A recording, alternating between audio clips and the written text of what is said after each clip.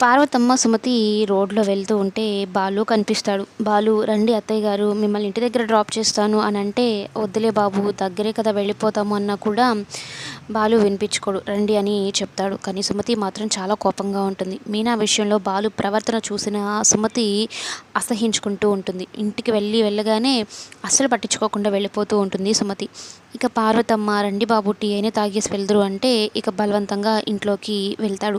Tea తీసుకొచ్చి ఇచ్చిన తర్వాత, బాబు మిమ్మల్ని ఒక మాట అడగొచ్చా, ఏమనుకోకండి అని అయితే చెప్పి చేతులు జోడించి, మా మీనా ఏమైనా తప్పు చేస్తుంటే క్షమించండి, అది తన మనసులోనే దాచుకుంటుంది తప్ప తన బాధని ఎవరికి చెప్పుకోదు, ఆ ఇంట్లో పరిస్థితులు ఎలా ఉన్నాయో కూడా కనీసం పుట్టింట్లో కూడా చెప్పుకోదు అంటే, నా వల్ల నీ కూతురు సంతోషంగా ఉందో లేదో తననే అడగండి, కానీ మా ఇంట్లో మాత్రం తనకి ఏ లోటు రాకుండా చూసుకుంటాను. తనకు సపోర్ట్ చేసేవాళ్ళు చాలామందే ఉన్నారు. మా తమ్ముడు కానీ, మా చెల్లి కానీ, మా నాన్న కానీ అందరూ తనకే సపోర్ట్ చేస్తారు.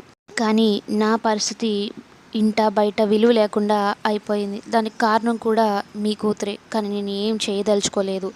నేను ఏదో తాగిన మైకంలో మాట్లాడిన మాటలకే మీరు బాధపడుతున్నారు, చేస్తున్నారు. కానీ నా లోపల నేను ఎంతెంత బాధపడుతున్నానో నాకే తెలుసు అని చెప్పి వెళ్ళిపోతాడు.